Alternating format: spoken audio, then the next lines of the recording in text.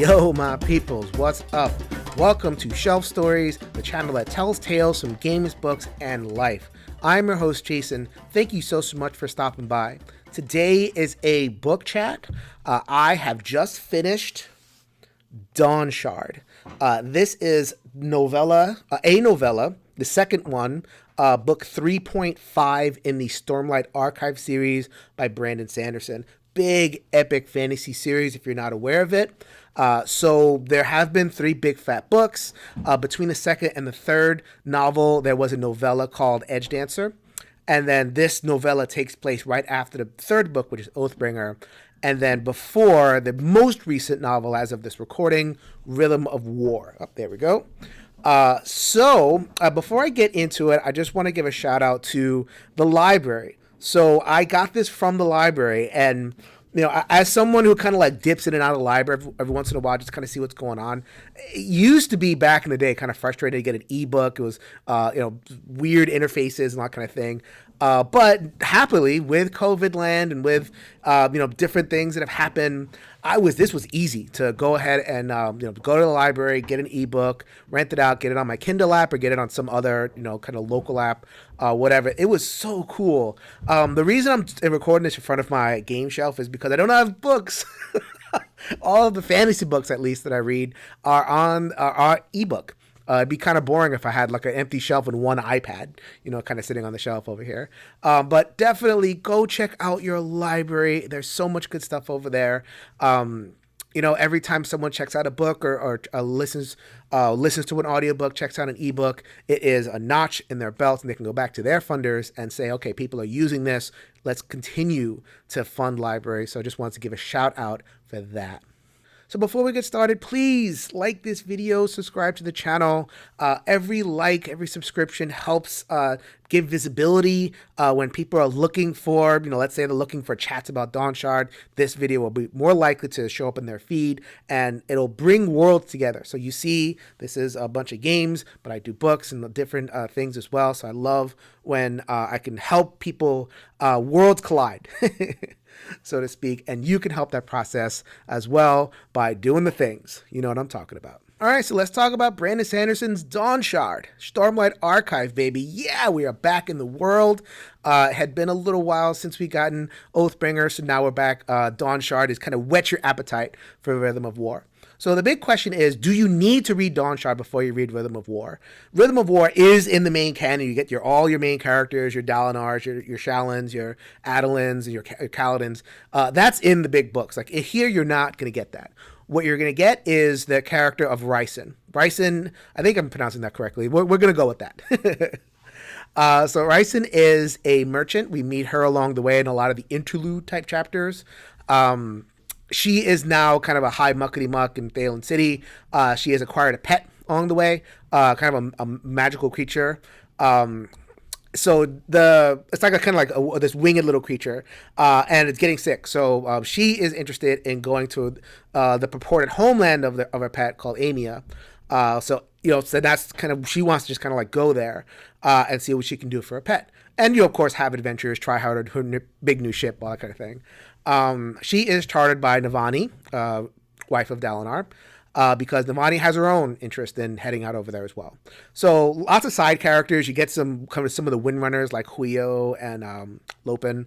But for the most part, you're going to get these side characters going to a side place. Like Amy has not featured at all in the series except for one interlude. And I'll get to that in just a second. So spoiler-free thoughts about the journey, getting to Amia and doing whatever. I think that Edgedancer was an essential book. A lot happens in Edgedancer, plot-wise. You got heralds, you got things going on in a major city. I mean, it's just a lot happened there.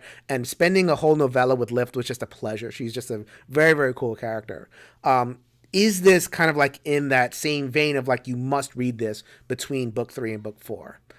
My ultimate conclusion, just non-spoiler thoughts, is I guess like it depends on what you're looking for, right? If you're looking for big plot advancements, then I don't think so. I think there's one big plot advancement, and it's not even like a thing that's going to really directly affect the fourth book. It's more like here's a massive chess piece, and we're going to kind of like foreground it for the time being in this novella, and then it's there, and for the later books. And I have a feeling it's going to be really, really important, this big plot piece.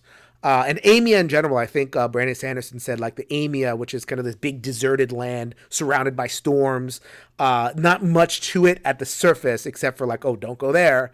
Brandon Sanderson has said, okay, it's going to figure in later. So I think for the kind of like longer term, and if you're going to be into the series, then, you know, you're going to want to kind of suck in as much as you want. Longer term, yeah, you're going to want to pick it up. But do you need to read it before Rhythm of War? I don't think it'll figure in very much. Did I enjoy it? Of course I enjoyed it. It's a Stormlight Archive. I'm a person that loves lore and setting and getting to know little corners.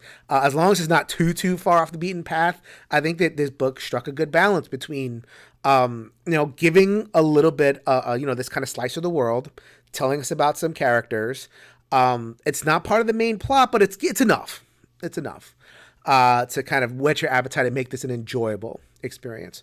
Ryson was not a character that was on my radar before this because, merchant and sitting in the interludes and everything. But I really liked what the book did in terms of livening her up, and I'll say more about that in the spoiler section. So, I think at the end of the day, in terms of, in order to kind of get more into it, I have to bleed into spoilers. So I'll leave it at that. I'll leave it at this is a nice book. If you like, anybody who loves to explore the world, just be in this world again, worth your time. If you're just like jonesing to get to know what the main characters are doing and kind of catch yourself up in a plot, the main plot, then it's probably skippable, and you could probably go back to it when the need arises. So that is my non-spoiler thoughts of Dawnshard. Let's go to my spoilers, woo, spoilers. If you don't like spoilers, turn this video off right now. All right, let's go into the spoiler section. So what is the big plot, like potential time bombs, kind of, big massive piece that just got moved into the game area of the Stormlight Archive? It is the Dawnshard, and we get a sense of what it is. I don't think that readers needed or would have been expected to know. I think if you are a person who follows Brandon Sanderson, all the kind of extra Arcanum stuff, then you might have known this already or something like it. But for just kind of people who are getting it all off the novels, then you're introduced to a big concept. So cosmology, cosmology in the Casimir, the overall world that governs the Brandon Sanderson books, all of them, Mistborn and the different ones. Difficult for me. I'm not really sure I know what I'm talking about here. But also, I'll give it my best shot in terms of like kind of contextualizing, understanding what the Dawnshard is. So, in the cosmology, there was a large deity being, right, called Adonalsium or something like that. I think it's Adonalsium, right? The singular being who called forth all the universe. Think of like, Genesis in the Bible, have your big Yahweh God who has spoken words, and, the universe comes to be. So you have this entity that has created, and in the books, that entity eventually gets killed. Shattered, so to speak. I don't think you can actually kill God, but you can kind of, fragment him in a great kind of rebellion. So then, and we don't know a lot about that, but we just know like that we live in the aftermath of all that. So then, the Dawnshard is, I think, please, if anybody has better understanding, you can reach out to me. We'll have a Zoom chat on my channel, or just chat privately about how this all works. But the Dawnshard, to me, it seems like it's, like the word of God, so to speak.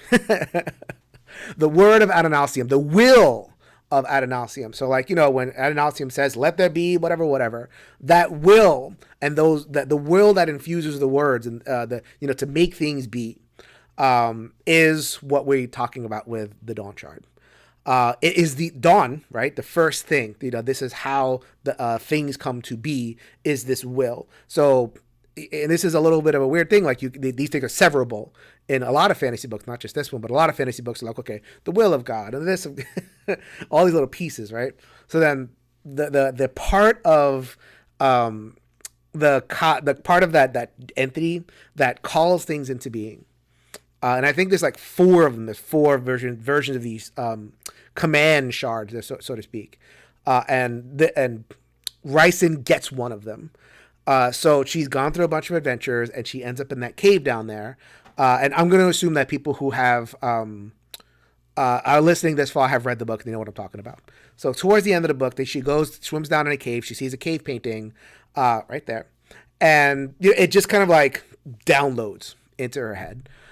Which is what a weird concept, but that's the only way that I can think about it. It's like, okay, it is beheld, and then all of a sudden there's like a meld over there, like a connection with a capital C, and then just boom, it's there. And how is it that a regular person, Ryson is a regular person, and the Stormlight Archive is covered in radiance, covered in people who are bounded with their spread and flying and doing all sorts of crazy stuff. Ryson is not that, and I think that's important because she's kind of an empty vessel for this Dawnshard, the quote-unquote will of God, to download into her head. And so that she can't operate it. It's like, busting into Microsoft, getting their source code for how they do what they do, but not having a computer that can run it.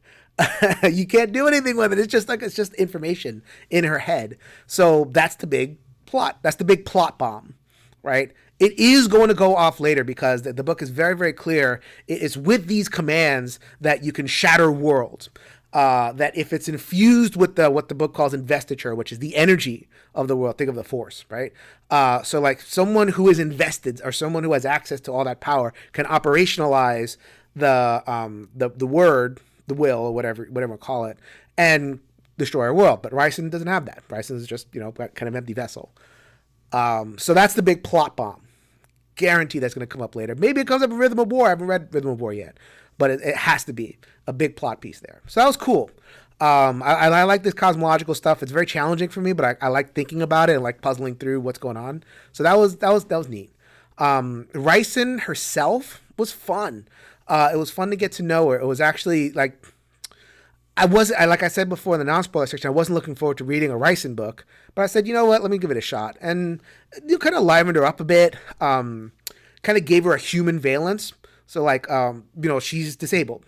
She has to walk around in a wheelchair. So they kind of invested a human drama into the story where she, struggling and she doesn't want to be a burden on people. I really resonated with that. I don't want to be a burden on anybody and just feeling really, bad about that and wanting desperately to, rise up and like be known for something else and like kind of like be self-sufficient.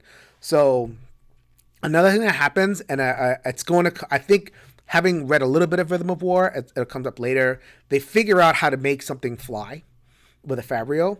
So then I think that what we're supposed to kind of conclude is she's going to have a flying wheelchair that she can direct herself. And that was a cute little emotional moment.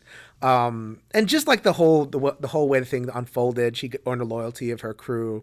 I was cool with that. That's not as entertaining as the Liv character, but it was fun. It was pleasurable to kind of like be along with Ryson and her journey like that.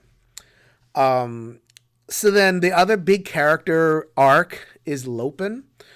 So Lopen gets a lot. So Lopen's a Windrunner, and he's the most annoying Windrunner. He's always kind of like, making stuff and, giving trouble to people and saying like all these crazy boastful things and just being kind of you're reading it and you're getting the impression that like, wow, this is a person that's very entertaining, but man, would I not want to be around this person, for any extended period of time. Which mattered. I really liked that. The fact that not only was the personality kind of highlighted in the book and just kind of entertaining to hear him talk all his nonsense, but it mattered in terms of Lopen and Huyo realizing their ideals. So then Huyo on the big beach battle realizes his third ideal, which is I'm going to defend people who I hate, even the people I hate, By defending Lopen. They're on the same team. And it's like, oh yeah, but I'm gonna defend this person too, even though he annoys the crap out of me. And so that was okay, and I can definitely understand how that call played out. But then Lopen's like, oh, I have to defend other people from me. I'm annoying. I can't believe how annoying I am, and I'm going to defend them, even though I'm going to defend other people from myself. And he realizes his third ideal after the fight. I literally just put the book down. I laughed my butt off. It was so funny. How they kind of they work that in, how the third ideal kind of works. And people just protect themselves, and it works out differently. Like Teft had to stop hating himself, or not stop hating himself, but like learn to defend himself even though he hates himself, and that realized the third ideal. So I love how just the book continues to play with relationships and interactions, gives you a sense for the realizing the ideas and how different it works. And the Lopen thing just had me on the floor. It was great. The creature, the Chiri Chiri. So the creature realizes itself it's an ancient guardian, right? So